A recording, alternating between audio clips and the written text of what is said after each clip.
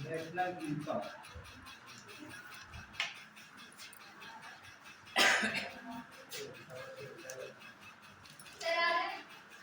हाँ आ जाओ, आ जाओ। देखिए अभी क्लास तो शुरुआत ही नहीं हुई, तो आप ऐसे भी आ सकते हैं।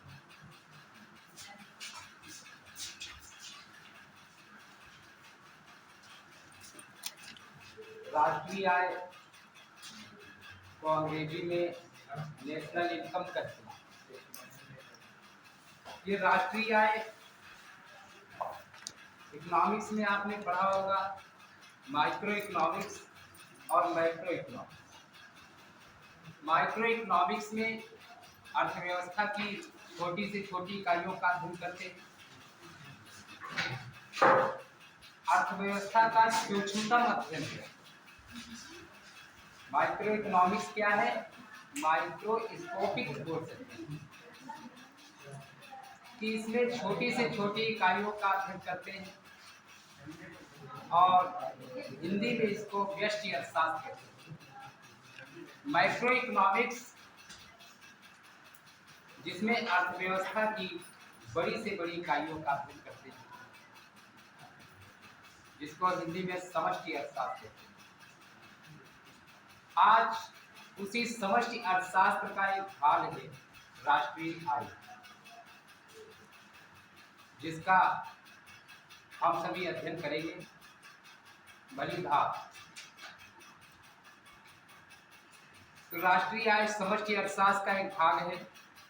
राष्ट्रीय आय एवं सकल घरेलू उत्पाद से संबंधित आंकड़े किसी भी देश के लिए महत्वपूर्ण होते हैं कि आखिर व्यक्ति हो या संस्था हो या देश हो, उसको अपनी आय के बारे में ज्ञान होना चाहिए कि हमें किस क्षेत्र से कहां से कितनी आय प्राप्त होगी।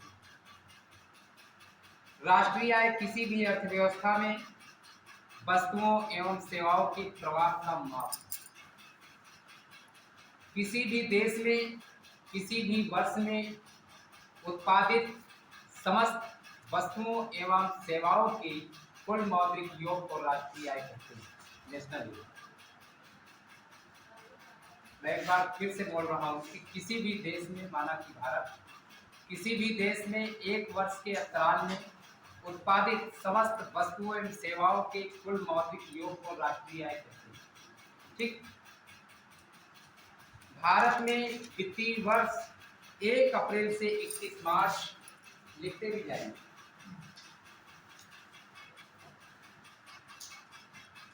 1 अप्रैल से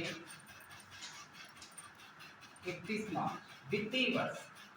भारत में वित्तीय वर्ष का प्रारंभ 1 अप्रैल से 1 अप्रैल और 31 मार्च क्लोजिंग बैंकों में होती है, और 1 अप्रैल को वित्तीय वर्ष का प्रारंभ होता है। यहाँ पर देश की घरेलू अर्थात आर्थिक सीमा के अंतर्गत देश की भौगोलिक, राजनीतिक, सामुद्रिक सीमा, वायुमंडल, सीमांतर्गत जल क्षेत्र, शेष विश्व में सीमांतर्गत विदेशी अंतः क्षेत्र। कहने का मतलब अपने देश में और अपने देश के बाहर विदेश में जैसे दूतावास होते हैं, वो भी इसी का अंग होगा। वहां पर भी अगर है तो वो है तो अपने ही देश का अंग, वरना क्यों वहां स्थापित होता। इसके बाद में केवल अंतिम वस्तुओं एवं सेवाओं का मूल्य शामिल किया जाता है, मध्यवर्ती वस्तुओं का मूल्य नहीं शामिल होता है। उसके पीछे कारण ये होता है कि डबल एंट्री सिस्टम, कि 2 बार हम क्यों किसी गणना को लिखें। अगर कोई भी चीज लिखनी है तो उसको अंतिम वस्तु को लिख ले, बीच में हम क्यों लिखे। जैसे 100 रुपये आपने खर्च किए तो 100 रुपये का हो गया, बीच में अब हर चीज तुम लिख रहे हो वहां पे, तो डबल एंट्री सिस्टम से बचने के लिए मध्यवर्ती वस्तुओं को शामिल नहीं करते। जैसे कि हम एक उदाहरण के तौर पर ले सकते हैं कि माना कि एक किसान के द्वारा 1000 रुपये का कपास उत्पादित किया है, माना कि एक किसान के द्वारा 1000 रुपये का कपास उत्पादित किया गया और इसे एक धागा बनाने वाली कंपनी को क्रय क्रय करके इसका धागा बनाया जाता है। 1000 रुपये का कपास उत्पादित करता है और धागा बनाने वाली कंपनी को दे देता है, जो कि धागा निर्मित करता है और इस धागे वाले को 2000 रुपये में बेच दिया जाता है। फिर कपड़ा बनाने वाली कंपनी इस धागे को खरीद करके कपड़ा बनाकर 3000 रुपये में फिर बेच देती है। एवं अंत में फिर रेडीमेड शर्ट बनाता है। उसके बाद में हाल हुआ फिर रेडीमेड शर्ट बनाता है, फिर वो 4000 रुपये में बेचता है। तो राष्ट्रीय आय के आकलन में केवल 4000 रुपये को शामिल किया जाता है, क्योंकि ये परिभाषा भी कहती है उत्पादित समस्त अंतिम वस्तुओं एवं सेवाओं के कुल मौद्रिक योग को राष्ट्रीय आय कहते हैं। ठीक है, इसमें जो मध्यवर्ती है कि 1000, 2000 इन चीजों को छोड़ करके अंततः 4000 रुपये को राष्ट्रीय आय में जोड़ी। राष्ट्रीय आय व इससे संबंधित समुच्चय एक देश की आर्थिक क्रियाओं का आधार होती है। राष्ट्रीय आय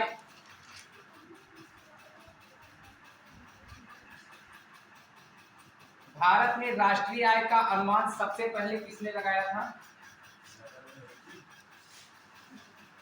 दादा भाई नौरोजी।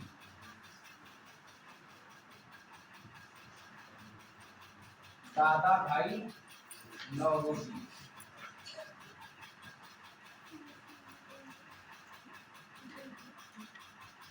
इनको grand old man of India,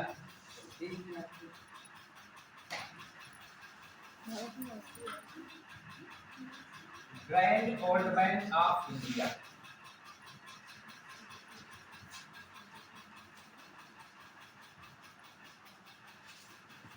Bharat में राष्ट्रीय आय का सबसे पहले आकलन दादा भाई नौरोजी ने किया था, जिनको grand old man of India कहा जाता है। 1868 में poverty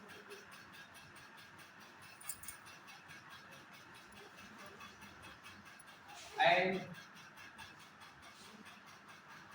British rule in India,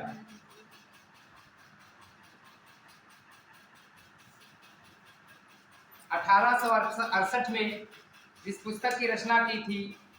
poverty and British rule in India में इस बात का पता लगाया गया कि भारत की राष्ट्रीय आय 120 रुपये प्रति व्यक्ति आय कितनी थी? प्रति व्यक्ति वार्षिक आय 20 रुपये बताए। प्रति व्यक्ति वार्षिक आय प्रश्न इंपॉर्टेंट है, आप पूर्वावलोकन में देखेंगे ये प्रश्न मिलेगा। वार्षिक आय 20 रुपये बताइए। भारत में राष्ट्रीय आय का अनुमान सबसे पहले दादा भाई नौरोजी ने लगाया था, जिनको grand old man of India कहा जाता है। 1868 में इन्होंने अपनी पुस्तक लिखी poverty and British rule in India, जिसमें इन्होंने प्रति व्यक्ति वार्षिक आय 20 रुपये बताई। लेकिन ये वैज्ञानिक अनुमान नहीं था। वर्ष 1931-32 में वी.के. आर्मी राव ने वर्ष 1931-32 में वी.के. आर्मी ने वैज्ञानिक आधार पर राष्ट्रीय आय का आकलन किया और इन्होंने 62 रुपये बताई थी। प्रति व्यक्ति वार्षिक आय कितनी बताई थी? 62 रुपये। 1931-32 में 62 रुपये बताई।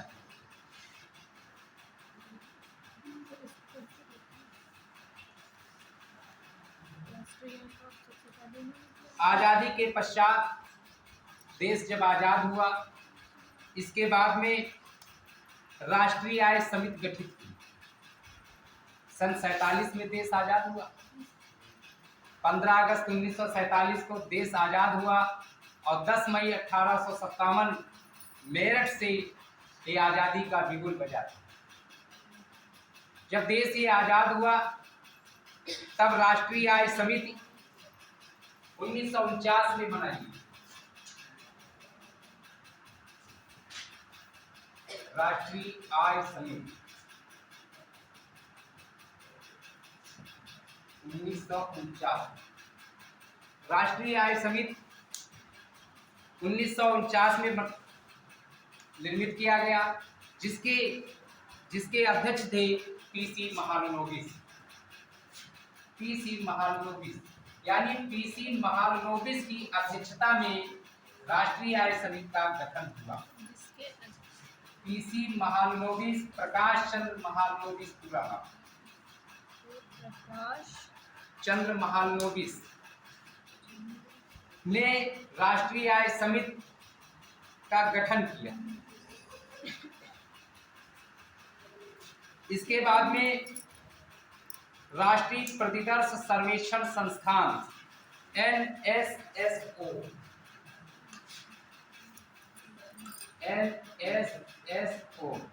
राष्ट्रीय प्रतिदर्श सर्वेक्षण संस्थान, नेशनल सैंपल सर्वे ऑफिस, इसका फुल फॉर्म है नेशनल सैंपल सर्वे ऑफिस, राष्ट्रीय प्रतिदर्श सर्वेक्षण संगठन, ऑफिस ऑर्गेनाइजेशन भी कह सकते हैं। नेशनल सैंपल सर्वे ऑफिस या ऑर्गेनाइजेशन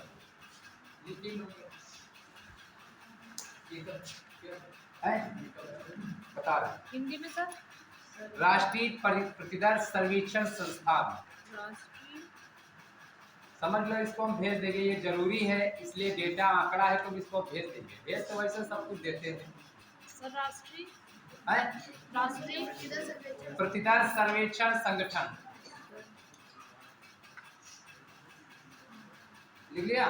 1950 में स्थापित हुआ था, वर्ष 1950। इसके बाद में केंद्रीय सांख्यिकी संगठन CSO, central statistical office, CSO संक्षेप में लिख लो। CSO 2 मई 1951 को, 2 मई 1951, 2 मई 1951 को CSO केंद्रीय सांख्यिकी संगठन। फिर वर्ष 2019 में सर इसका पूरा नाम बता दीजिए। CSO central statistical office. फिर वर्ष 2019 में NSSO+CSO,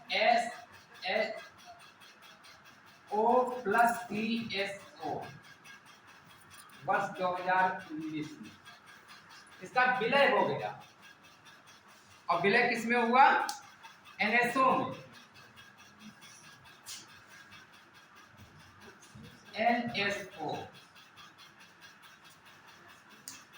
NSO मीन्स राष्ट्रीय सांख्यिकी कार्यालय,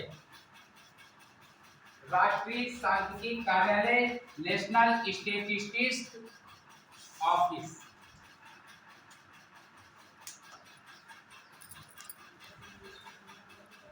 यानी NSSO+CSO का विलय करके बनाया गया NSO 2019 में। रंगराजन आयोग ने NSO की परिकल्पना निर्मित की। प्रश्न आ जाए ये NSO की परिकल्पना किसने की थी? तो सी रंगराजन। सी रंगराजन ने इसकी परिकल्पना निर्मित की। हाइपोथेसिस इसकी सी रंगराजन ने बनाई थी। आर्थिक समीक्षा 2021 और 22 के अनुसार 2019-20 के संदर्भ में गोवा में सबसे अधिक प्रति व्यक्ति वाला राज्य गोवा है। 2019-20 के संदर्भ में और ये राष्ट्रीय सांख्यिकी NSO लिख लिया। इसके बाद में NSC भी है। अब इसी के समकक्षी है NSC, सचिव दोनों के एक होंगे।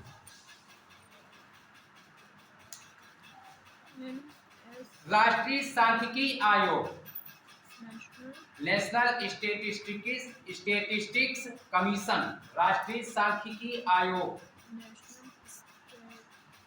और यह रंगराजन आयोग की अनुशंसा के अंतर्गत 2005 में गठित स्वायत्त निकाय। क्या चीज सर NSC की फुल फॉर्म लिखो। NSC, नेशनल स्टेटिस्टिक्स कमीशन, राष्ट्रीय सांख्यिकी आयोग कमीशन।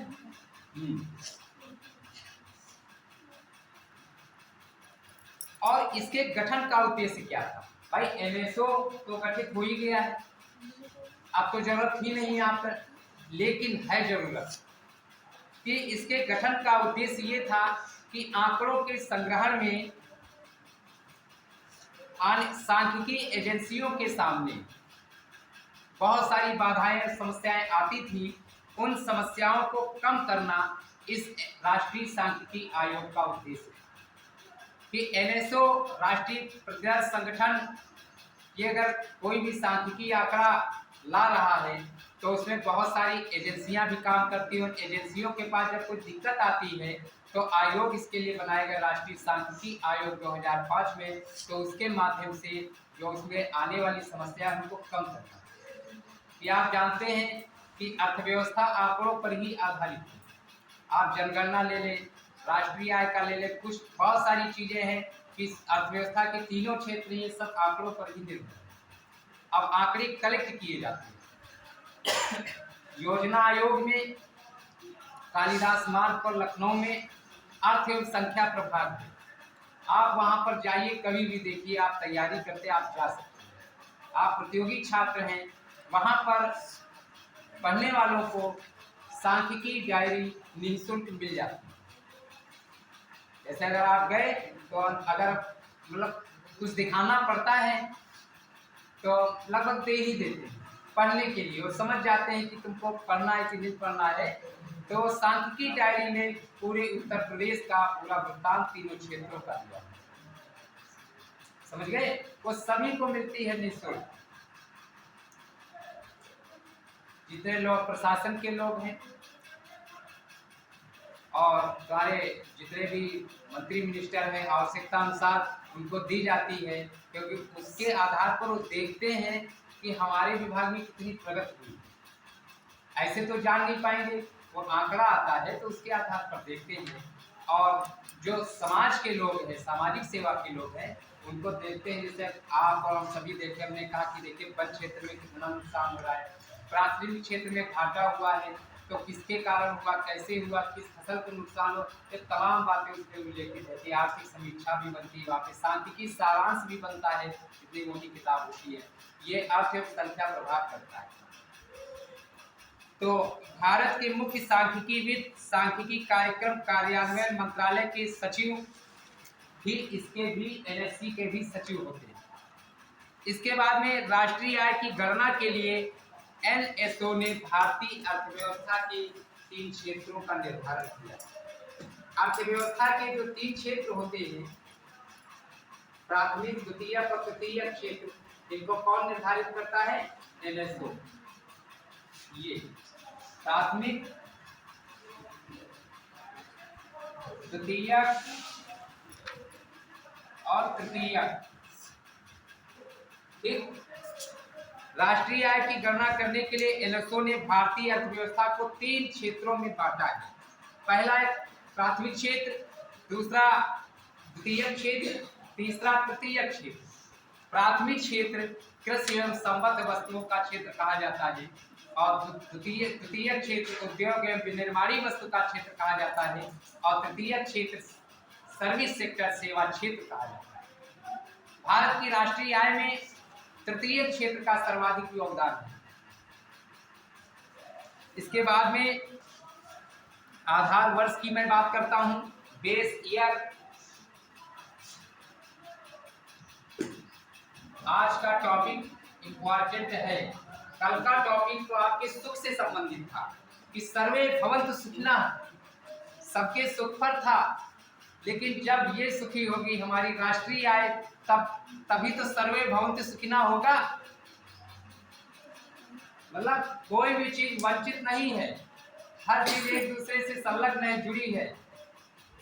आप किसी भी चीज की उपेक्षा नहीं कर सकते कि ये उम्मीद इससे ना करें। प्रश्न इससे जरूर परीक्षा में आता है, आप तो परीक्षा देते हो, सब देख ही रहे हो। तो आधार वर्ष कौन सा चल रहा है इसमें? 2011-12 चल रहा है और 2017-18 की संस्तुति सरकार ने की है, लेकिन अभी लागू नहीं। ठीक है, अब देखो कब लागू होता है, लेकिन फिलहाल आधार वर्ष 2011-12। अब जीडीपी में वास्तविक वृद्धि या वास्तविक जीडीपी का मापन करने के लिए चालू कीमतों पर जीडीपी को आधार वर्ष की कीमतों में परिवर्तित किया जाता है। सामान्यतः आधार वर्ष कीमतों के उतार चढ़ाव से रहित एक सामान्य वर्ष होता है। ये जो 2011-12 है, ये कीमतों के उतार चढ़ाव से रहित एक सामान्य वर्ष होता है, इसे आधार वर्ष कहते हैं। वर्तमान समय में जिस आधार वर्ष के आधार पर गणना हम करते हैं वो वर्ष है 2011 और 12। कौन सा है? 2011-12। लेकिन 2017-18 की भी संस्तुति सरकार ने की है, लेकिन अभी लागू तो हुआ नहीं है, तो फिलहाल 2011-12 में। अब देखिए, आप किताब देखते होंगे, आर्थिक समीक्षा इत्यादि सब पढ़ते होंगे, अर्थव्यवस्था में पढ़ते होंगे जो अच्छी किताबें हैं, प्रतियोगिता दर्पण में पढ़ते होंगे कि अनंतिम अनुमान लिखा है कि अनंतिम आंकड़े। आप अर्थव्यवस्था की किताब जब उठाएंगे इसमें लिखा होता है। देखिए, राष्ट्रीय आय के विभिन्न अनुमान हैं, सांख्यिकी गणनाओं और संभावनाओं का विज्ञान। ये गणना का विज्ञान है, डॉक्टर बावले ने कहा। संभाविताओं का विज्ञान है कि ये सब कैलकुलेशन पर आधारित। तो वहां पर भविष्यवाणी करने की शक्ति भी इसमें है। ये आधार वर्ष है भविष्य के लिए, बीते हुए वर्ष के लिए, वर्तमान के लिए जो निर्देशांक तैयार करते हैं, तो वो इसी आधार पर ही तो होता है। तो उसमें अनुमान भी लगाते हैं, भविष्यवाणी भी करते हैं। भविष्यवाणी करने की शक्ति हमारे इस विषय में है। अर्थशास्त्र में भविष्यवाणी करता है कि हिसाब से नहीं चलोगे तो दिक्कत आएगी। जैसे जेब में अगर 100 रुपये पड़े तो उसको हिसाब से खर्च करिए, जितनी चादर उतने पैर पसारिए। ये ऐसा लोकप्रिय सिद्धांत है, ये प्रश्न पूछा जाता है। तो पहला है अग्रिम अनुमान, एडवांस एस्टीमेट AE। इसको समझ लीजिए, इसको लिखिए मत, और जब हम भेज देंगे नोट्स, हम तो डेली भेज देते हैं, तो समझ में आता होगा। तो उसमें जब आप अध्ययन करेंगे, जब एक बार में नहीं तो कई बार पढ़िएगा, जब ना समझे तो फिर पूछ लीजिएगा। ठीक है, अब जैसे इसमें आपको हम बताने जो जा रहे हैं, ये बहुत डीप स्टडी है। देखो, ये बिल्कुल सत्य मैं बता रहा हूँ कि आपके पास भेज दूंगा तो आप कुछ समझ जाएंगे कि हाँ ये जो नई चीज़ है, क्योंकि एक जगह से नहीं मिल पाएगी, ये भी हमको पता है। जब कई जगह देखते हैं तब हम जो पाते हैं वही हम आपको प्रोवाइड कराते हैं। अब कोई भी व्यक्ति सर्वज्ञ नहीं होता है, क्योंकि अक्सर दुर्भाग्य को भी रोते हैं। अक्सर हम ये कहते हैं कि 1 नंबर से मेरा रह गया, 2 नंबर से रह गया, लेकिन अंततः व्यक्ति सफल देखना चाहता है। बात समझ गए? तो कोई भी सर्वज्ञ नहीं होता, सब रात दिन लगे रहते हैं मेहनत करना। हम आज आए, हमको पता ही नहीं था कि हम क्लास में तो रात के 9 बजे जाना है। जब उनको फोन तो एक बार आके थकी जाना, पिछवाड़ा बोलना, लेकिन अब कुछ पाने के लिए त्याग तो करना ही पड़ेगा। ठीक है, तो अग्रिम अनुमान ये क्या है? Advance estimate AE। देखिए, ये वित्त वर्ष पूरा होने से लगभग 2 माह पहले, वित्त वर्ष पूरा होने के 2 माह पहले NSO के द्वारा जारी किया जाता है। और राष्ट्रीय आय का पहला अनुमान ये होता है, जो कि वित्त वर्ष पूरा होने के 2 महीने पहले अनुमान ये जारी करता है, और उसकी तिथि होती है 7 फरवरी। लेकिन इसमें भी उलटफेर हो जाता है, जैसे भी मैं उदाहरण दूंगा। दूसरा है अनंतिम अनुमान,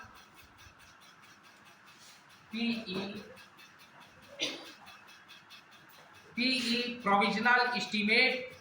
ये भी एनएसओ के द्वारा जीडीपी या राष्ट्रीय आय का यह अनुमान वित्त वर्ष पूर्ण होने के 2 माह के बाद जारी किया जाता है।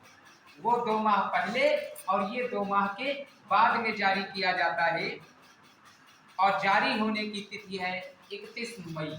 31 मई विश्व तंबाकू दिवस है ना। इसके बाद में जो अनंतिम अनुमान है पीईओ को पहले आरई कहा जाता था, यानी संशोधित अनुमान। अब अनंतिम अनुमान कहते, पहले संशोधित अनुमान कहते थे। इसके बाद में पहला इसमें 3 संशोधित अनुमान, पहला, दूसरा और तीसरा। तो पहला संशोधित अनुमान जिसकी जारी होने की तिथि है वित्त वर्ष पूरा होने के 10 माह के बाद, यानी 31 जनवरी को, और दूसरा 1 वर्ष 10 माह यानी 31 जनवरी, और तीसरा फिर 31 जनवरी, वो भी अनुवर्तित 2 वर्ष के बाद, जैसे आने वाले समय में अब जनवरी 2024 में। तो इसको हम संक्षेप में आपको बता दे रहे हैं, क्योंकि आंकड़ों पर आधारित है ये मामला, तो आपकी समझ में कम आएगा। देखिए एनओसी के द्वारा वर्तमान में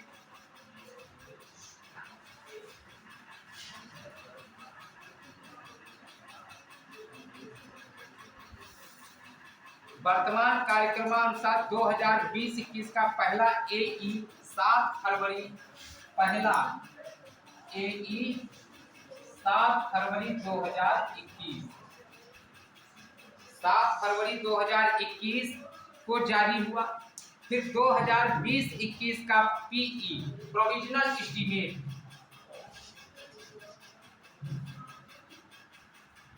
31 मई 2021, 31 मई 2021 को जारी। फिर 2020-21 का पहला आरई 31 जनवरी 2022, 31 जनवरी 2022। इसके बाद में 2020-21 का दूसरा आरई 31 जनवरी 2023,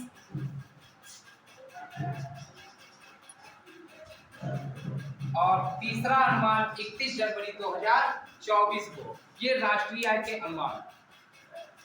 इसके बाद में कुछ हम बात करते हैं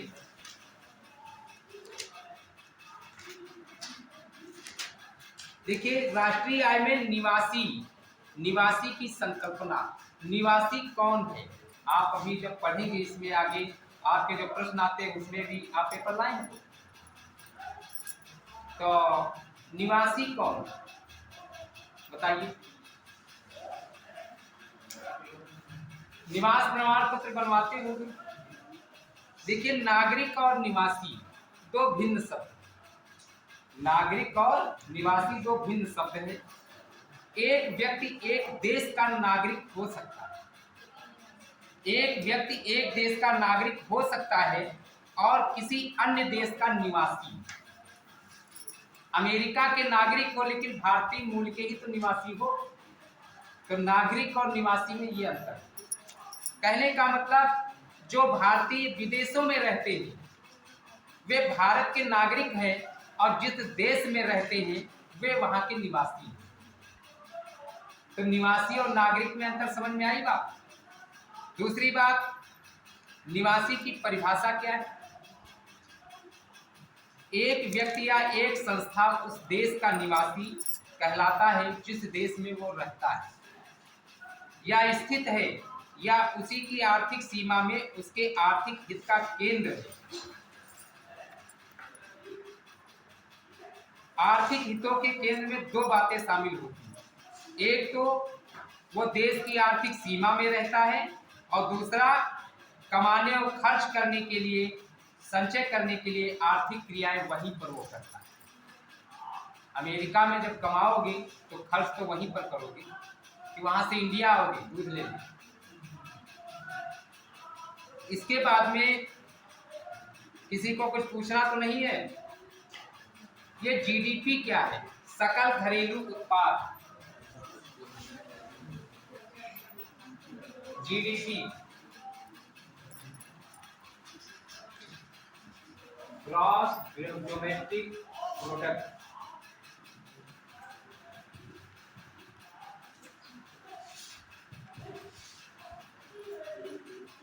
देखिए, किसी भी अर्थव्यवस्था में देश के नागरिकों द्वारा एक वित्त वर्ष में उत्पादित समस्त अंतिम वस्तुओं एवं सेवाओं का कुल मौद्रिक योग राष्ट्रीय आय है।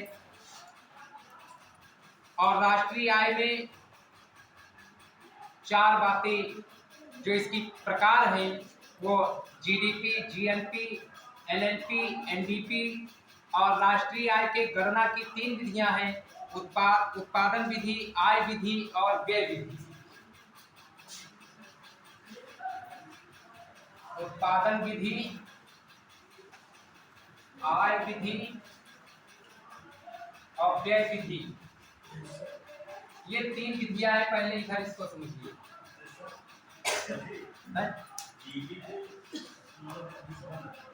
अभी हमने यही मैं कह के निकला हूं कि पहले इधर समझिए फिर इधर बता। यही मैंने कहा है। अभी वो चारों पॉइंट बाकी है बताना। देखिए, सकल घरेलू उत्पाद, ग्रॉस डोमेस्टिक प्रोडक्ट, लिखना चाहो लिख लो। सकल घरेलू उत्पाद,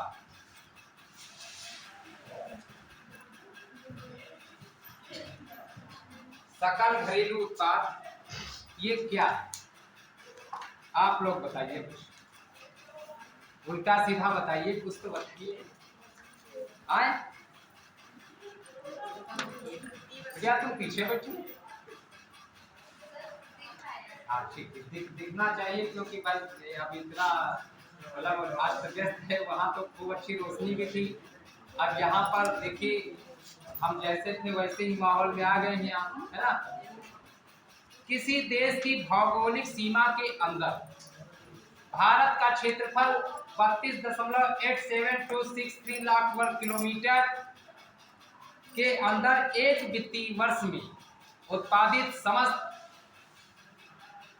अंतिम वस्तुओं और सेवाओं के कुल मौद्रिक मूल्य, राष्ट्रीय आय और जीडीपी। परिभाषा एक। ठीक, इसके बाद में अर्थव्यवस्था में सभी संस्थाओं के सकल मूल्यवर्धन जीवीए का कुल योग है। अब बात आती सकल मूल्यवर्धन क्या है? तो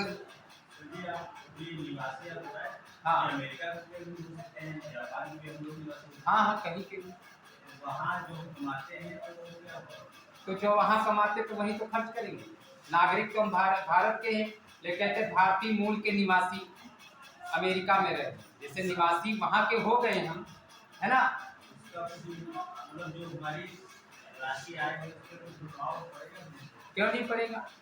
राष्ट्रीय आय में देखिए, दूतावास है या सैन्य अड्डे हैं, उनका तो इसमें जोड़ होगा। लेकिन अब वही वहाँ पर इसका योग कैसे हो पाएगा?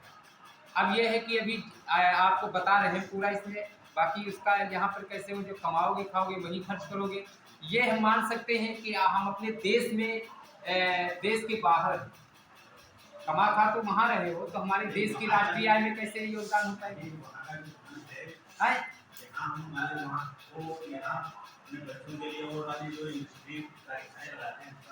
क्या चीज?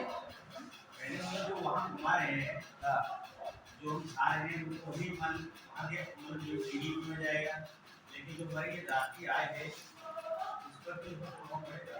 देखिए, हमारी जो जनसंख्या है ये भी एक संपत्ति है। जनसंख्या भी संपत्ति और दायित्व। संपत्ति है ये, खजाना तो है ही, तो जीडीपी में तो योग है नहीं। अगला प्रश्न, सकल राष्ट्रीय उत्पाद जीएनपी, ग्रॉस नेशनल प्रोडक्ट सकल राष्ट्रीय उत्पाद। और एक चीज बता दें,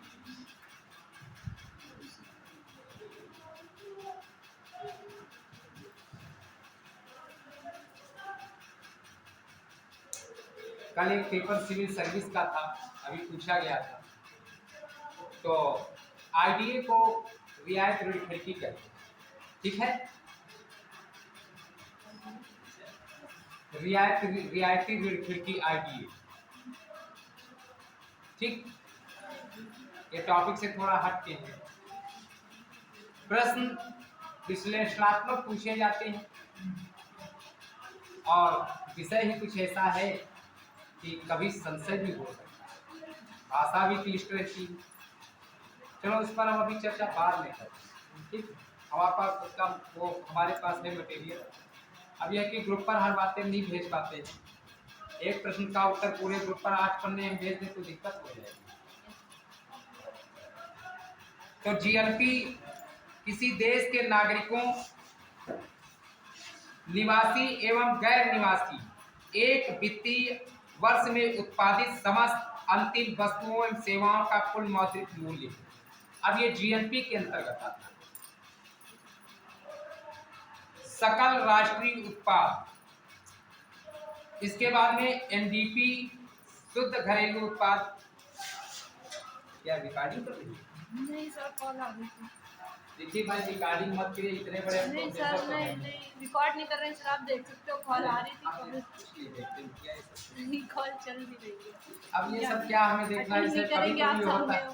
देखिए ये सब चीजें हम इसलिए नहीं देखते हैं, हम तो अपना काम करते रहते हैं। और एक चीज है, गलतियों में ही सुधार होता है, हर व्यक्ति सीखता है। ये सामने लगा है, हम लोग तो जब वहां कोने में लगता है उसमें हम करते हैं। अब ये सामने है तो ये भी सोचना है ना, स्वतंत्रता रुक जाता है।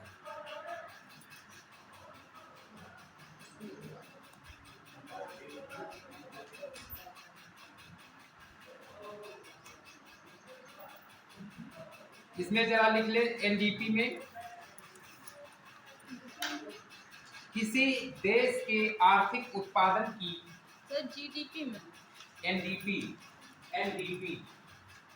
किसी देश के आर्थिक उत्पादन की वह वार्षिक आय है, किसी देश के आर्थिक उत्पादन की वह आर्थिक आय है जिसमें मूल्य ह्रास को समायोजित किया जाता है। के आर्थिक उत्पादन की वह आर्थिक आय है जिसमें मूल्य ह्रास को समायोजित किया जाता है। अब ये मूल्य ह्रास क्या है? मूल्य ह्रास क्या है? इकोनॉमिक्स में एक एक परिभाषा, एक एक लाइन में इसकी शब्दावली ही अलग है। जिसमें अब यहाँ मूल्य ह्रास आ गया, अब इसको भी कंफर्म करो ये क्या है। तो इसमें जब तुम बहुत अच्छा पढ़ रहे हो तब जाकर के अपने को 5% मानना। कभी भी अपने मुंह मियां मिट्टू नहीं बनना चाहिए कि अब सब कुछ। हम तो यहाँ पर आते हैं चुपचाप चले आते हैं, अंदर कुछ पूछता कहाँ जा रहे हो, कभी किसी को अभी तक नहीं मैंने बताया। मैं यहाँ आता हूँ, सूचना किसी को नहीं, सिवाय घर वालों के। कॉलेज भी नहीं पता, ड्यूटी वहां भी पूरी कर देता हूँ। अब चले आए मेहनत करते, किसी को नहीं पता, बताना भी नहीं चाहिए, चुपचाप काम करते रहे, है ना। कारण ये है कि बहुत सारे रोड़े आते हैं, है ना। तो कहने का मतलब ये है कि व्यक्ति जिंदगी भर सीखता रहता है और सीखना चाहिए, अध्ययन करना चाहिए। तो इसमें मूल्यह्रास क्या है?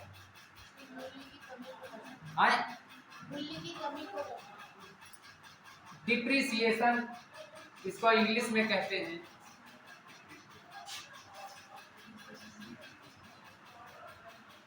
डिप्रिसिएशन। अच्छा ये बताओ, साइकिल किसके पास थे? हमारे पास। इसमें मोटरसाइकिल चलाते हो, कल पुर्जे घिसावट तो होती ही, जो घिसावट है यही मूल्य ह्रास। जब मोटरसाइकिल नहीं लाए 50,000 की, 15 दिन चला लिए तो कुछ पुर्जे उसके घिसे, है ना, डिप्रिसिएशन हुआ है, उसकी कीमत में, उसके मूल्य में कमी आई। ह्रास मतलब कमी, डिप्रिसिएशन। घिसावट व्यय इसको कह सकते हैं, इसको। तो मूल्य ह्रास को एनडीपी में समायोजित किया जाता है, जिसकी जीडीपी से मूल्य ह्रास को घटा करके गणना की जाती है। अभी मैं इसका सूत्र बता दूंगा, फिर ग्रुप पर भेज दें, क्योंकि ऐसे लिखने में बहुत समय लगेगा। ऐसे जो हमारा पूरा टॉपिक है, अपना जो कुछ भी जितना है समझ में आ रहा है उतना पूरा एक दिन में दे दिया गया। आप जैसे कह दो कि गुरुजी वो चीज रह गई, तो रह तो सकती है, क्योंकि समय की सीमा में बंद करके काम बड़ा मुश्किल लगता है। बात समझ रहे हो? और अगर कहा जाए इस पे रिसर्च करना, तो 14 मई तक एक ही टॉपिक पर रिसर्च होता है। पढ़ना तो सब कुछ है, थोड़ा थोड़ा। तो हमको इस हिसाब से चलना है कि प्री भी हम निकाल लें और मेंस के लिए कुछ तैयारी भी हमारी होती रहे। इसीलिए हम आप पर जो होता है सीधे भेज देते हैं कि आप अपना पढ़ते रहिए। और एक चीज मैं बता दूं, आंकड़े घटते बढ़ते रहते हैं। आज पढ़ रहे हो और 4 महीने के बाद कह दो कि ये क्या लिखा, तो उसमें आप वहाँ पे क्रॉस करके आप जो नया कराए वो लिख लेना। भाई घटते बढ़ते रहते हैं। आप कह दो ये किताब काफी जिंदगी भर काम आएगी, तो नहीं काम। इसके बाद में शुद्ध राष्ट्रीय उत्पाद एनएनपी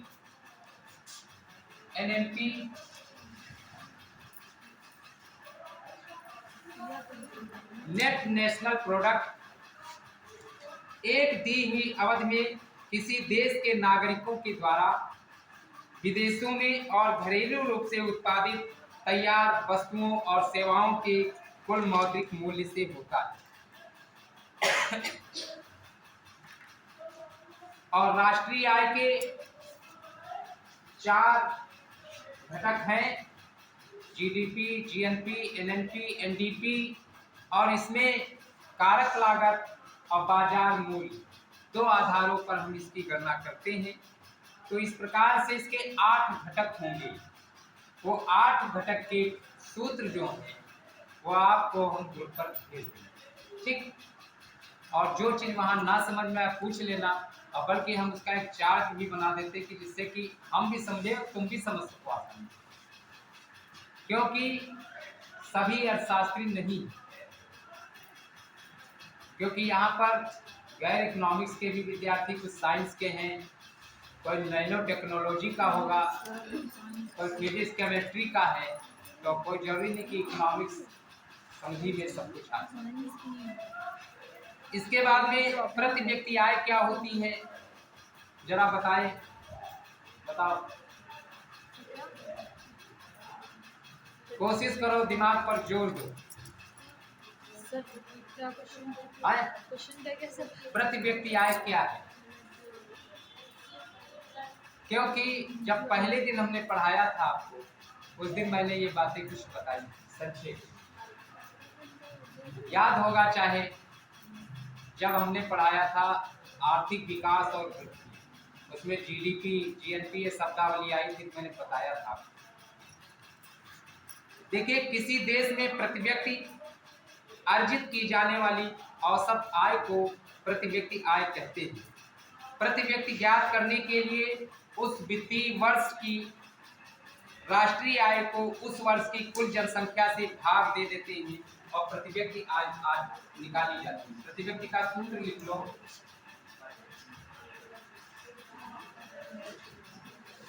प्रति व्यक्ति आय बराबर राष्ट्रीय आय बटे कुल जनसंख्या।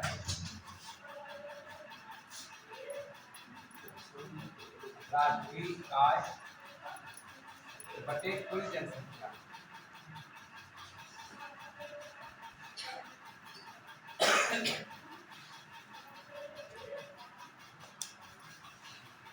लिख लिया।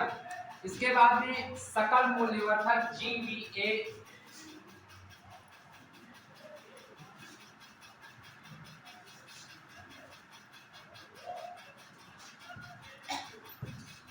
सकल मूल्यवर्धन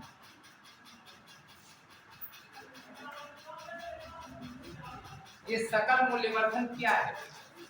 GVA यह किसी देश की अर्थव्यवस्था के सभी क्षेत्रों प्राथमिक, द्वितीयक और तृतीयक क्षेत्र द्वारा किया गया कुल अंतिम वस्तुओं और सेवाओं के उत्पादन का मौद्रिक मूल्य होता है। GVA सकल मूल्यवर्धन।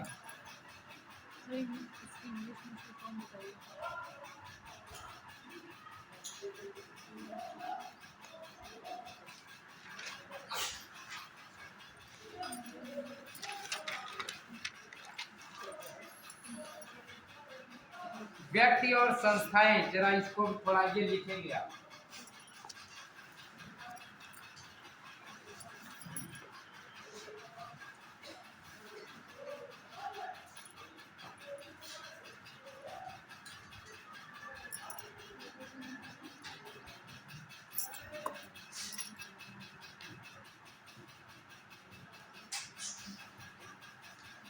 दादा भाई नेहरूजी 1868 में 20 रुपये बताई थी। लॉर्ड कर्जन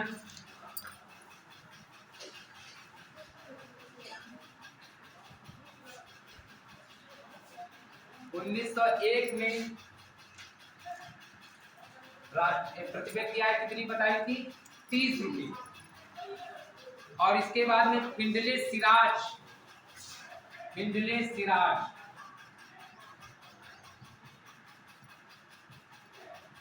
1911 में 49 रुपये प्रति व्यक्ति वार्षिक आय बताया। और VKRV राव 1931-32 में तो आपने लिखा ही है 62 रुपये। सर लार्ड कर्जन का कितना सा लगेगा? 30 रुपये। नहीं सर, क्लियर कितना था? 1901 एक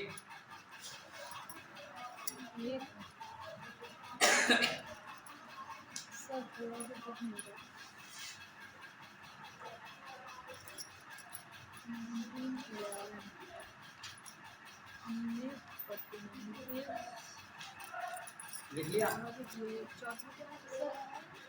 सर ये लास्ट वाला क्या लिखा है? VKRV राव, साफ लिखे VK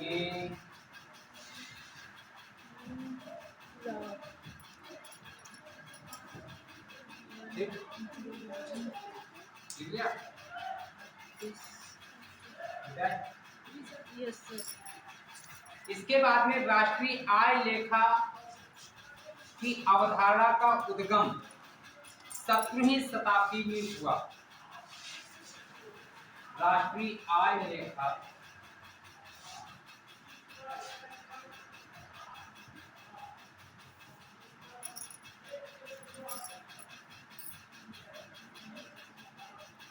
अवधारणा का उद्गम, इसमें आपको वन लाइनर क्वेश्चन मिल रही है, समझ गए? का उद्गम 17वीं शताब्दी में हुआ जब सर विलियम पेटी इंग्लैंड ने 1665 में राष्ट्रीय आय का पहला अनुमान प्रस्तुत किया। राष्ट्रीय आय लेखांकन का पहला अनुमान 1665 में सर विलियम पेटी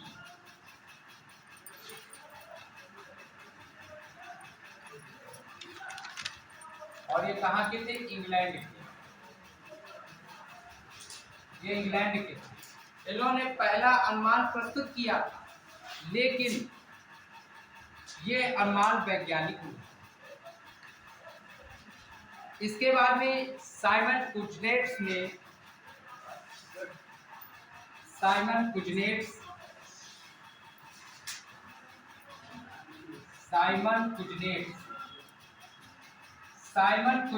ने वैज्ञानिक रूप से सर्वमान्य अनुमान प्रस्तुत किया और इन्हें राष्ट्रीय आय लेखांकन का जन्मदाता माना जाता।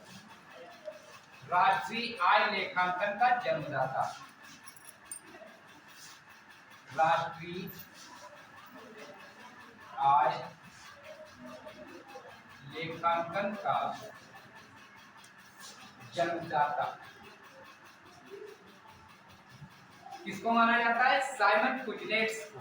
ये साइमन कुजनेट्स राष्ट्रीय आय लेखांकन का जन्मदाता माना जाता है।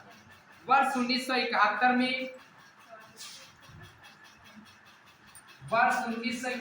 में साइमन कुजनेट्स को नोबेल पुरस्कार राष्ट्रीय आय लेखा के क्षेत्र में प्रदान किया गया। लिख लीजिए।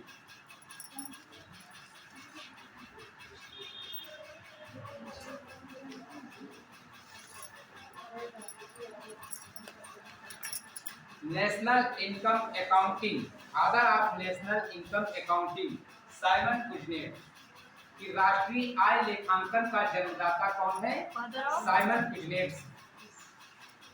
और 16वीं शताब्दी में राष्ट्रीय आय लेखांकन क्या? ये साइमन कुजनेट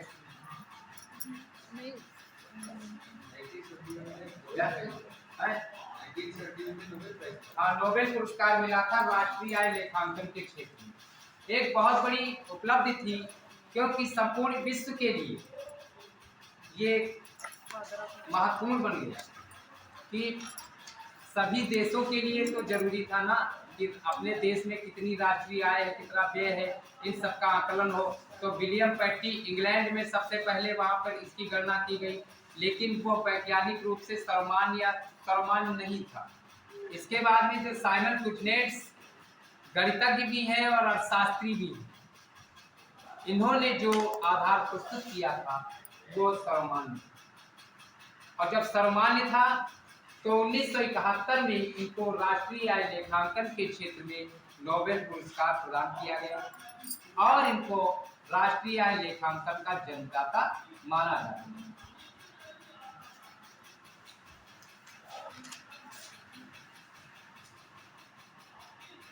समय बहुत तेजी से भागता है। इसके बाद में राष्ट्रीय आय के आकलन की विधियां 3 है।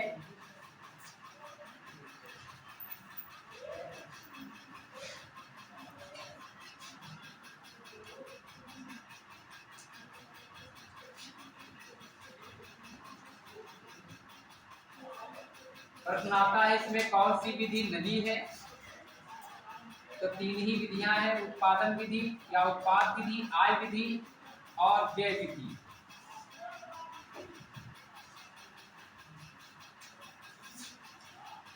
देखिए, उत्पाद विधि को मूल्यवर्धन विधि कहते हैं। मूल्यवर्धन विधि, वितरण विधि,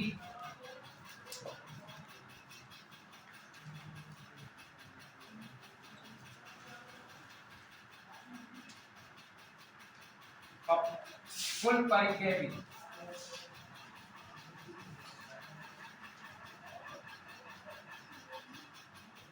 कुल परिचय विधि ये इसके उपनाम है। इस विधि के अंतर्गत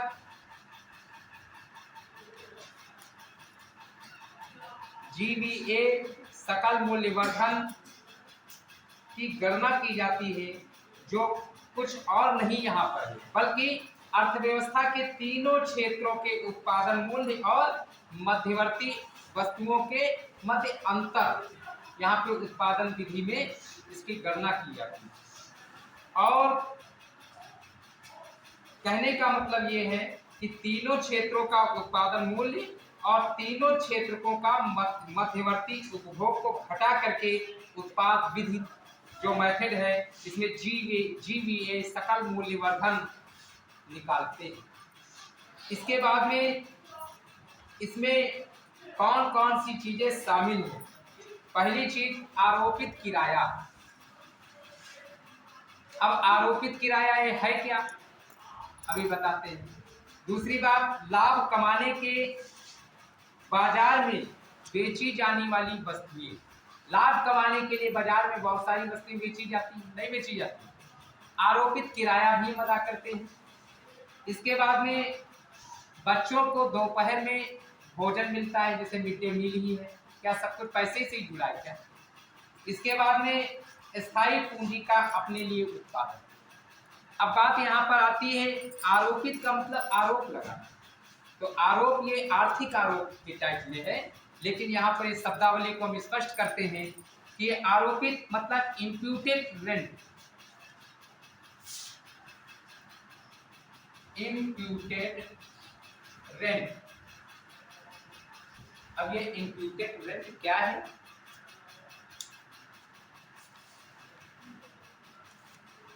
जब कोई संपत्ति एक ही व्यक्ति के स्वामित्वाधीन होती है, मान लिया कोई भी संपत्ति है, उसका मालिकाना हक या मालिक वही होता है और उसके द्वारा उसका उपयोग किया जाता है। जैसे आपका घर है, आप रहते हैं और वास्तव में उसके द्वारा अपने आप को किराया भुगतान नहीं किया जाता, किया जाता है। आपका घर है, आप रहते हैं, तो क्या आप अपने आप का किराया देते हैं? इस काल्पनिक किराए को ही आरोपित किराया कहते हैं। बात समझ में? इम्प्यूटेड रेंट कि मतलब खाली एक आरोप लगा देना होता है कि आरोप लग गया, लेकिन कौन सा किराया देना, कहीं कुछ किराया नहीं देना, है ना। तो ये आरोपित किराया। इसके बाद में पूंजी उत्पादन अनुपात, इसी में एक जो शब्द आया है,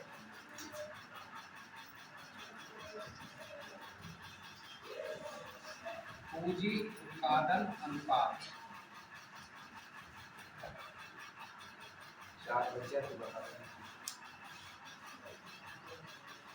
यह उत्पादन की एक इकाई का उत्पादन करने के लिए आवश्यक पूंजी की मात्रा को इंगित करता है। अर्थव्यवस्था में निम्न पूंजी उत्पाद हमेशा वांछित होता है। इसके बाद में अच्छा, उत्पाद विधि में कौन सी गतिविधि शामिल नहीं होती है, ये बताइए। आर्थिक वस्तुएं शामिल होती है, गैर आर्थिक, जैसे जल और वायु, ये इसमें नहीं शामिल होता है। तस्करी व जुए, पुरानी वस्तुओं का खरीदना और बेचना, ये सारी चीजें इसमें नहीं शामिल होती। इसके बाद में आय विधि, आय विधि में 3 चीजें हैं।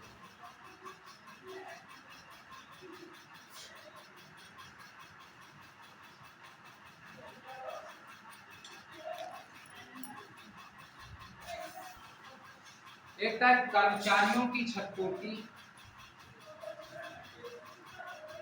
कर्मचारियों को क्षतिपूर्ति प्लस प्रचालन अधिशेष, प्रचालन,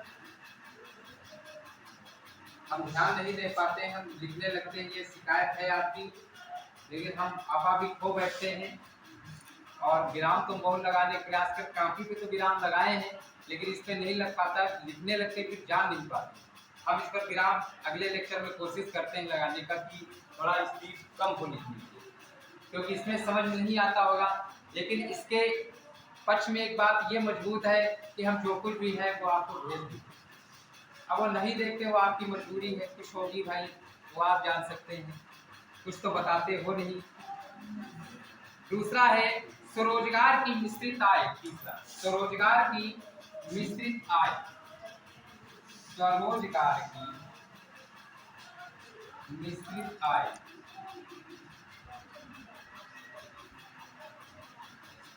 अब देखिए, इसमें 3 चीजें हैं, आय विधि में 3 चीजें शामिल हैं। कर्मचारियों को क्षतिपूर्ति, तो कर्मचारियों को क्षतिपूर्ति में क्या है? मजदूरी, वेतन, सामाजिक सुरक्षा में नियोक्ता का अंशदान। इसके बाद में प्रचालन अधिशेष, जिसमें किराया है, ब्याज है, रॉयल्टी है, अधिकार शुल्क व लाभ। और इसके बाद में स्वरोजगार की मिश्रित आय, मिली जुली आय। और इसमें लॉटरी की आय, अप्रत्याशित लाभ, जैसे आप लॉटरी खेले तो ये अप्रत्याशित लाभ, इसका पहले से तो पता था नहीं कि ये मुझके लाभ मिल जाएगा। ऐसी अमृत शुल्क, शेयर, बांड, ऋण पत्रों, डिवेंचर्स की बिक्री, ये सब चीजें इसमें शामिल नहीं होती। और इसमें शामिल जो होती है वो चीज मैंने बताया है, कर्मचारियों और श्रमिकों का मजदूरी, वेतन, नियोक्ता का अंशदान, जो पीएफ वगैरह में आपके होता है ना, प्रोविडेंट फंड, तो इससे काम करते हैं तो वेतन भी मिलता है। सामाजिक सुरक्षा के अंतर्गत नियोक्ता, मालिक का अंशदान होता है, जैसे आप पीएफ कटता है तो जितना आपका कटा उतना मालिक ने लगाया, तो ये कर्मचारियों को क्षतिपूर्ति इससे मिल जाती है, कुछ उनकी आय हो जाती है, यही आय विधि है। इसके बाद में व्यय विधि में किसी देश में अर्जित आय या तो वस्तुएं सेवाओं का उपभोग करने के लिए व्यय की जाती है या निवेश की जाती है, क्योंकि जो खर्च भी किया जाता है वो आपके लिए किया जाता है, वो खर्च नहीं बल्कि वो निवेश है। निवेश के मॉडल आगे आपको बताए जाएंगे। इसमें कुल राष्ट्रीय आय को ध्यान में रखते हैं इस प्रकार, नहीं सर अभी नहीं। इस प्रकार उत्पाद विधि में संक्षेप में हम इसको समझ लेते हैं कि उत्पाद विधि में अर्थव्यवस्था के तीनों क्षेत्रों का सम्मिलन, जिसमें कि उत्पादित वस्तुओं और सेवाओं के मूल्य की गणना की जाती है। आय विधि में व्यक्तियों की आय के आधार पर राष्ट्रीय आय की गणना, और व्यय विधि में व्यक्ति अपनी आय को वस्तुओं एवं सेवाओं पर व्यय, राष्ट्रीय आय की गणना लोगों के व्यय को जोड़कर की जाती है। वो पेपर लगी जोड़कर की जाती है, ठीक है। इस प्रकार और देखिए अभी इसमें कुछ चीजें रह गई हैं, उनको जो है आपको अगले दिन बताया जाएगा। और आज हम इससे संबंधित कुछ प्रश्नों पर विश्लेषणात्मक चर्चा करेंगे, तब ज़्यादा समझ में आएगा। कारण ये है कि ये हिंदी नहीं है, ये मैं जानता हूँ, ये हिंदी नहीं है, ना तो इतिहास है, बोल के दो, ना ये इतिहास है। और यहाँ पर जब इस स्थिति में होता है तो बहुत सारे हमारे विद्यार्थी ये सोचते हैं लोग समझ नहीं, लेकिन ये इकोनॉमिक्स है। आप जानते हैं कि जब बीए कर रहे होंगे तो 100 में 10 होंगे इकोनॉमिक्स के विद्यार्थी, 90 समाजशास्त्र, हिंदी, समझ गए।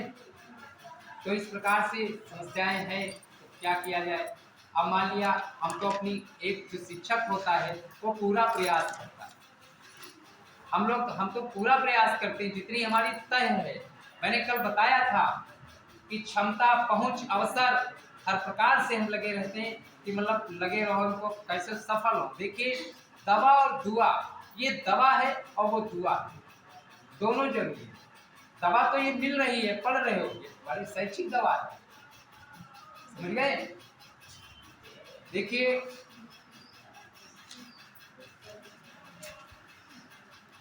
मिनट दर मिनट का काम है, अभी टाइम है, अभी समय नहीं हुआ है।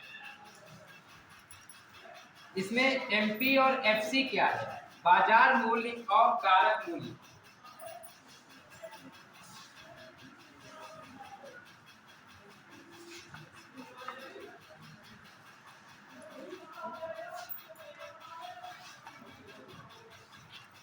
मार्केट प्राइस,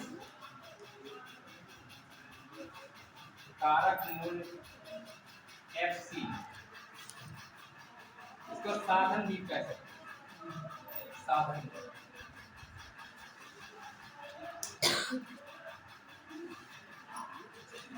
ये एमपी मार्केट प्राइस,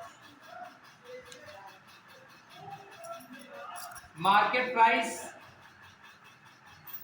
यह वह कीमत है जिसे उपभोक्ता, उपभोक्ता कौन है, वस्तु का उपभोग करने वाला है। उपभोक्ता आप हैं, हम सभी हैं। उपभोक्ता में जब वो किसी भी वस्तु का उपभोग करता है तो वो उसकी आनंददायकता से ही उसको तुष्टिगुण मिलता है। अब उसमें लाभदायकता या हानिप्रदता कितनी क्या है, इससे उसको कोई लेना देना नहीं होता है, बल्कि उसको कितने उसको तुष्टिगुण मिल रहा है। उससे मतलब होता है। जैसे एक शराबी व्यक्ति होता है, शराब की दुकान पर जाता है, वो जानता है कि नुकसान करती है, फिर भी वो जाता है, उसका उपभोग करता है, क्योंकि उसको उस वस्तु में तुष्टिगुण मिलता है। और इकोनॉमिक्स में ये कहा भी जाता है कि जब कुल उपयोगिता अधिकतम होती है तो सीमांत उपयोगिता शून्य हो जाती है, और जब शून्य हो जाती तो नाले किनारे पड़ेगी। समझिए? तो इस प्रकार से जिसे कोई उपभोक्ता विक्रेता से खरीदते समय उत्पाद के लिए भुगतान करता है, यह वह कीमत है जिस पर अप्रत्यक्ष करों व सब्सिडी को लागू करते हुए अर्थव्यवस्था में इकाइयों को बेचा जाता है। सब्सिडी मतलब सहायकी, आपको सहायता से संबंधित है, आपको सब्सिडी मिली, सहायकी मिली है ना। और कारक लागत, एफसी, फैक्टर कॉस्ट, ये वस्तुओं और सेवाओं का उत्पादन करते समय किसी फर्म द्वारा वहन किए गए उत्पादन के कारकों की लागत को संदर्भित करता है, जिसमें उत्पादन के लिए लागतों में मजदूरी है, वेतन है, भूमि का ब्याज, किराया, मशीनरी, ये तमाम बातें आती हैं, वो सभी फैक्टर कॉस्ट में आती हैं। ठीक, ये बता देना जरूरी है। अब ये कोई जरूरी नहीं कि इसमें आपके प्री में पूछा ही जाए, लेकिन कुछ कहा नहीं जा सकता है, बताना हमारा फर्ज है, पढ़ना आपका फर्ज है। कम से कम इसमें 50 सवाल आपको इसी में मिलेंगे। जब आप अभी भेज देंगे तब आप देखेंगे, अंडरलाइन भी मैं कर देता हूँ कि देखिए कोई भी टॉपिक एक दिन में, क्योंकि समय भी नहीं है ना, तो उस हिसाब से जब खुद मेहनत करते हैं फिर आपको दिया जाता है, तो 1.5 घंटे में आपको जो भी बताना है बता लिया गया। इसके बाद में आपको स्वयं पढ़ना है, अंडरलाइन करके दीजिए, मटेरियल खाना बना रखा है, आपको पढ़ना आपको है। और मैं जानता हूँ कि इकोनॉमिक्स है, क्लिष्ट शब्दावली है। आप लोग वहाँ भी उस दिन जब पहली क्लास हुई, जब सब अफसर आए थे, यही तो बात आई थी कि थोड़ा है ना, क्योंकि इसकी शब्दावली कुछ ऐसी है, कभी कभी ऐसा हो तो कहो हम ही लोग कंफ्यूज हो जाए।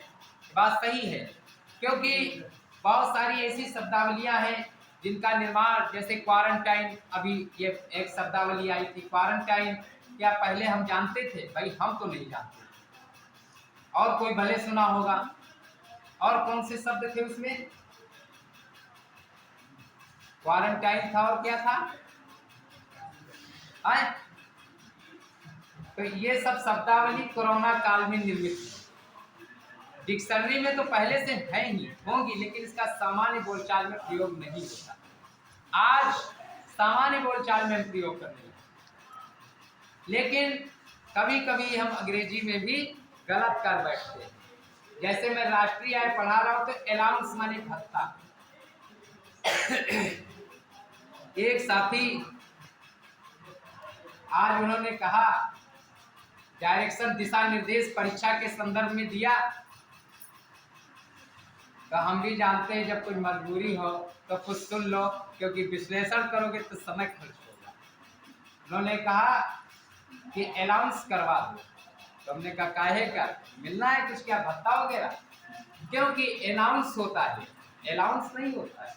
बहुत सारे लोग ऐसी गलतियां कर बैठते हैं, हम आप सबसे हो जाती है, क्योंकि हमारी मातृभाषा हिंदी है, संस्कृत है, और हम अंग्रेजी के भी पीछे पड़ जाते। लॉर्ड मैकाले की, है ना, लॉर्ड मैकाले ने निस्यंदन सिद्धांत दिया था, फिल्ट्रेशन थ्योरी, समझ गए? तो ये आप समझ लीजिए, अलाउंस और अनाउंस में अंतर, एक है भत्ता और एक है घोषणा। लेकिन लोग गलती कर बैठते हैं, कह देते कि अलाउंस मिल रहा है, कहते पढ़े लिखे, पढ़े लिखे और लिखे पढ़े अंतर है। लेकिन इन सब चीज़ों पर बाद में चल, क्योंकि अभी टॉपिक पर बातें बहुत सी होती हैं। आप जब इंटरव्यू में जाएंगे, हमारे एक मित्र हैं असीम वैभव, IAS है, महाराष्ट्र में कमिश्नर। दृष्टि IAS वो महमूदाबाद की ही है, जो कि इंटरव्यू और क्लास पढ़ाती है दिल्ली में। वो महमूदाबाद की ही है, तो कभी कभार मुलाकात हो जाती है, क्योंकि हमारे तो कक्षा 6 से फ्रेंड रहे हैं, वो साथ ही पढ़ते थे। तो लगता ही नहीं था कि ये इतने बड़े अफसर बनेंगे। हम लोग लड़ते भी थे, लेकिन ये आप समझ लीजिए, जब 4 लोग होते हैं घर में तो ये कहाँ नहीं जा सकता, ये प्रतिभा कहाँ किसको कहाँ ले जाए। आप अभी से लगे रहेंगे तो निश्चित सफल होंगे, ये हम उम्मीद करते हैं। बस ये है कि उसमें सच्चाई होनी चाहिए। किसी का मूल्यांकन परीक्षण नहीं करना है, अपना करना होता है। आकलन अपना स्वयं का करें। अगर यदि कहीं कोई चीज नहीं समझ में आ रही है तो आप मार्गदर्शन ले सकते हैं। अगर उस मार्गदर्शन में भी कोई त्रुटि है तो आप अन्य वैकल्पिक साधन, आजकल तो डिजिटल भारत में हम सभी रहते हैं, है ना? तो 4 प्रश्न हैं? ठीक। चलिए मैं कुछ प्रश्न करता हूँ, आप उसके उत्तर देंगे। और पहला प्रश्न आपसे होगा। आप सोच रहे होंगे कि सबसे पहले हम ही से है। देखिए, जिसको ज्यादा हम मानते हैं प्रश्न, तो उसी से पहले होगा।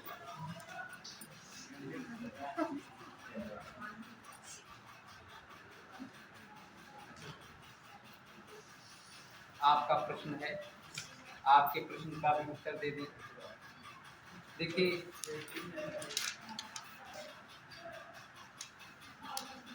त्वरित वित्तीय प्रपत्र और त्वरित ऋण सुविधा निम्न में से किस एक के द्वारा उधार दिए जाने के उपबंधों से संबंधित है? एशियाई विकास बैंक, मनीला, फिलीपींस। दूसरा IMF, अंतर्राष्ट्रीय मुद्रा कोष, वाशिंगटन DC। 1945 में 2 जुड़वा बहनें, जो 2 जुड़वा संस्थाएं, एक तो विश्व बैंक और अंतर्राष्ट्रीय मुद्रा कोष, वाशिंगटन DC में इसकी स्थापना हुई थी। 1945 में 44 देशों के प्रतिनिधियों ने मिलकर ब्रेटन वुड्स नामक स्थान पर एक सम्मेलन किया था। ब्रेटन वुड्स समझौते का ही परिणाम है IMF, इंटरनेशनल मॉनेटरी फंड। ये जो प्रश्न है आपका, ये प्रश्न आप सभी को बोल देंगे, पढ़ के सुना देंगे। कारण ये कि प्रश्न आपका है सिविल IAS का, लेकिन हो सकता है बहुत सारे लोग सोचते होंगे गुरु जी क्या वक्त है। तो देखिए, प्रश्न है त्वरित रियायती ऋण। तो आप समझ लीजिए, जो IMF द्वारा वित्त पोषण होता है,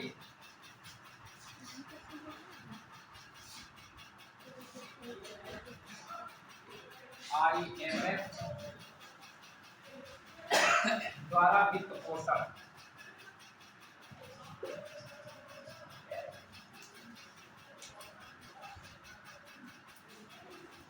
ये क्या पेपर दे चुके इसके पहले?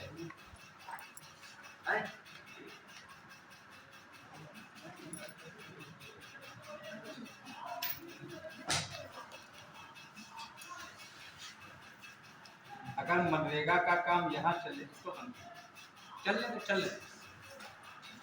देखिए, 3 बातें आती हैं। एक विस्तारित ऋण सुविधा, लिख लो, विस्तारित ऋण सुविधा। दूसरा स्टैंड बाई क्रेडिट सुविधा, स्टैंड बाई विस्तारित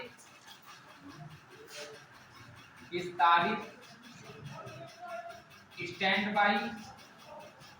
एक किताब है वो मैं बता दूंगा। और त्वरित ऋण,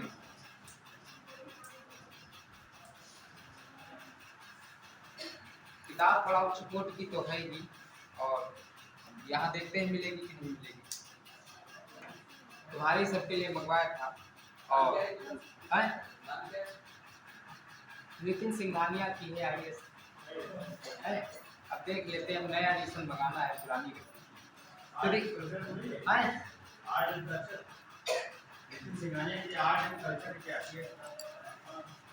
अर्थव्यवस्था की है। तो उसमें जो है IMF का वित्त पोषण जो होता है, तो रियायती ऋण और गैर रियायती ऋण।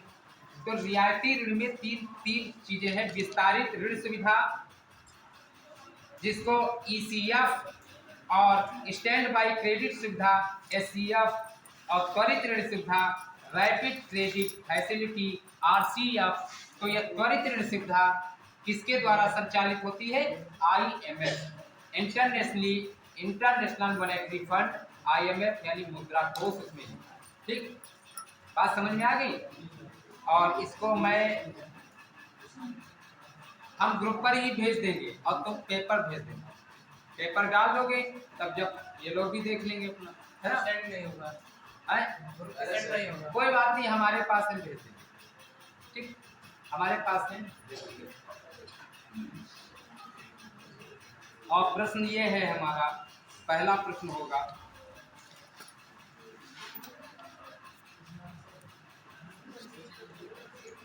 भारत में राष्ट्रीय आय का अनुमान सबसे पहले किसने लगाया?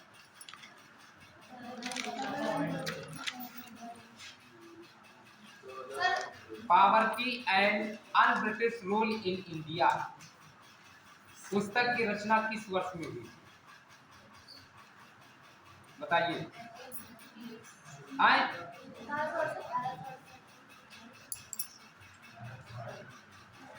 हिंदू वृद्धि दर किस दर से संबंधित है? हिंदू वृद्धि दर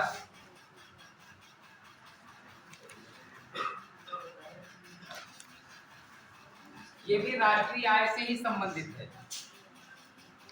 प्रोफेसर राजकृष्ण, हिंदू वृद्धि दर, इसको लिख लो, प्रोफेसर राजकृष्ण।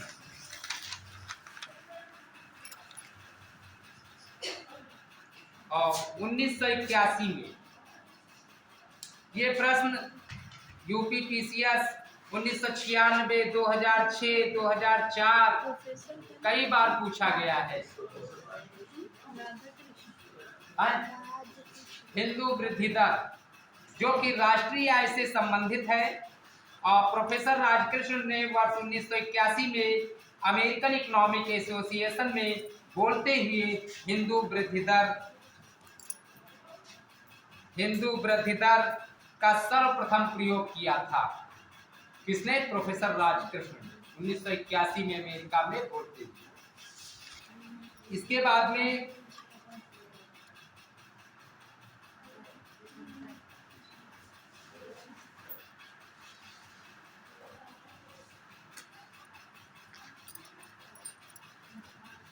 भारत की राष्ट्रीय आय कौन अनुमानित करता है? अभी हमने बताया था NSSO प्लस CSO 2019 NSO। तो इसमें बोलने की बातें नहीं है कि भारत की राष्ट्रीय आय कौन अनुमानित करता है, लेकिन ये 2012 में प्रश्न पूछा गया था। और भारत में